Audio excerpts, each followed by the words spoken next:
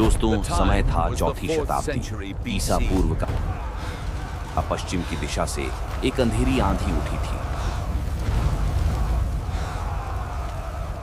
उसका नाम था सिकंदर, जिसने मिस्र, फारस, बख्तर जैसे महान साम्राज्यों को रौंद डाला था। अब उसकी नजर थी भारत पर।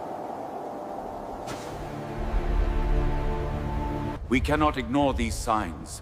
The rivers are Bharat at के their विद्वान, lowest point in आर्षे centuries. और राजा And the सभी scrolls चिंतित थे, confirm the celestial alignments foretell disaster. क्योंकि भारत उस समय टुकड़ों में बंटा हुआ था। कहीं मगध, कहीं अवंती, कहीं गांधार, कहीं तक्षशिला। हर राजा अपने छोटे से साम्राज्य में मग्न था।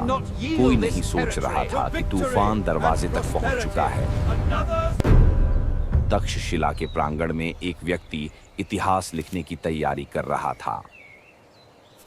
आचार्य विष्णुगुप्त चाणक्य ध्यान में बैठे हुए उसी समय एक व्यक्ति खबर देता है कि आचार्य सिकंदर भारत की ओर बढ़ रहा है। आचार्य चाणक्य कहते हैं, यदि आज भारत एक न हुआ तो कल इसकी मिट्टी पर विदेशी घोड़े दौड़ेंगे। चाणक्य ने निश्चय किया, भारत को एक करना ही होगा और इसके लिए सबसे पहले चाहिए शक्ति, सेना और धन।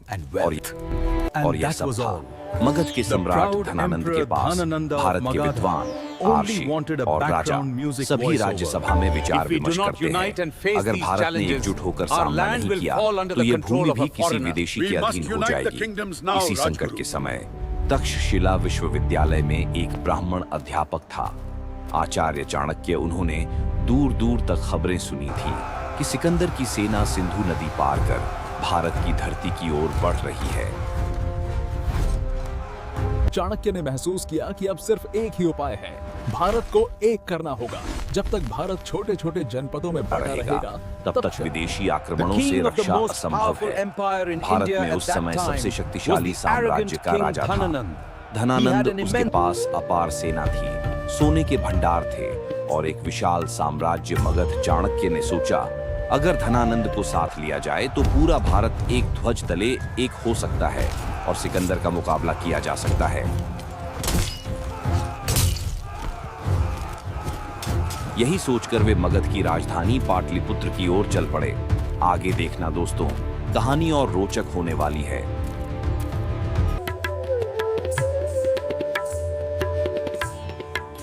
भव्य दरबार, सोने की दीवारें, नर्तकियां, सैनिक। पाटलिपुत्र, जहां धन की चमक इतनी थी कि लोग उसे सोने का नगर कहते थे, लेकिन वहां की हवाओं में अहंकार की बू थी। आचार्य चाणक्य राज दरबार के प्रवेश द्वार पर पहुंचे। अनुमति लिए बिना ही चाणक्य ने दरबार में प्रवेश किया। सभा चल रही थी और सिंहासन पर बैठा था मगध का गर्वीला राजा धनानंद। जिससे क्रोधित होकर राजा धनानंद ने कहा, ठहरो दरिद्र ब्राह्मण। ठहरो दरिद्र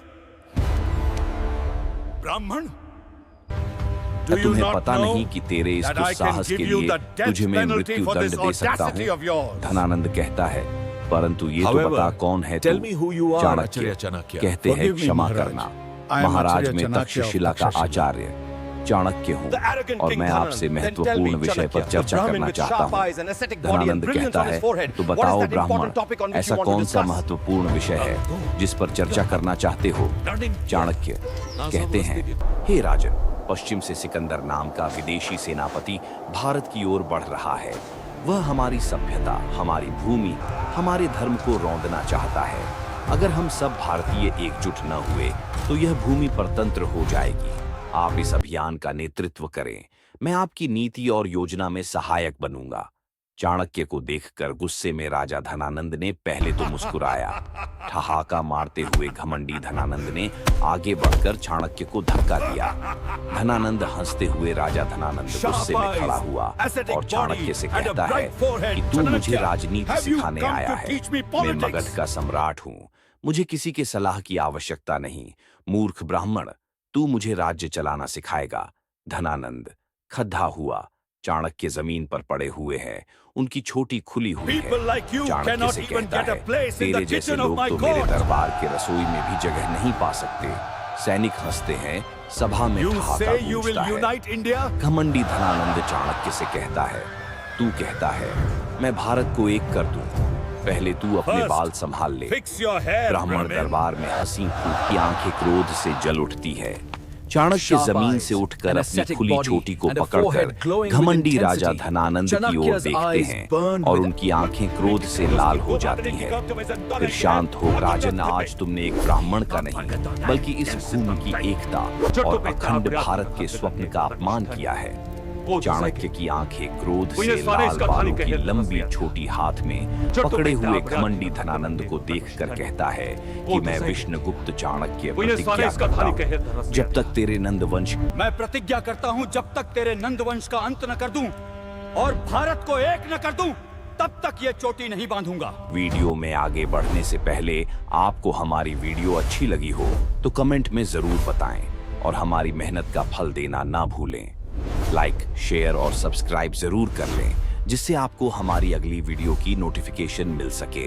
तो वीडियो शुरू करते हैं। हवा चलती है, आसमान में बिजली चमकती है, जैसे नए युग का संकेत हो। चाणक्य ने मगध छोड़ दिया।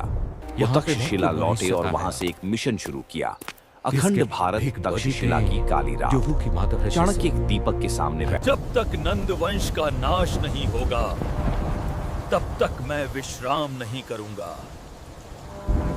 इस भूमि को एकता की अग्नि में तपाना होगा और उस अग्नि से निकलेगा एक सम्राट जो भारत को अखंड करेगा।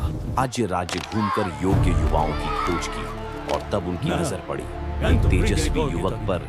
चंद्रगुप्त मौर्य घने जंगल में एक छोटा सा गांव, एक युवा सुंदर लड़का जिसके सिर पर बड़े बड़े काले बाल योद्धा तलवार का अभ्यास करते हुए दिखता है, जिसकी आंखों में तेज, आत्मविश्वासी, निडर है चाणक्य। सामने देखकर कहते हैं, यही वो है जिसकी तलवार में शेर जैसी दहाड़ है, जिसकी आंखों में स्वराज की ज्वाला है, जिसके सिर के बाल लंबे काले, उसके आंखों में चमक और सामने आता है चंद्रगुप्त मौर्य। अब चाणक्य को मिल चुका था उसका शिष्य चंद्रगुप्त मौर्य, योद्धा, सिर पर लंबे काले बाल, सुंदर योद्धा। क्या चंद्रगुप्त नंद वंश को मिटा पाएगा? क्या सिकंदर की सेना भारत की मिट्टी पर कदम रख पाएगी? और क्या चाणक्य की प्रतिज्ञा पूरी होगी?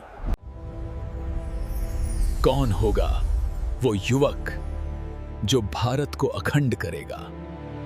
हमारा स्वप्न, हमारा अखंड भारत, ये अवश्य होगा।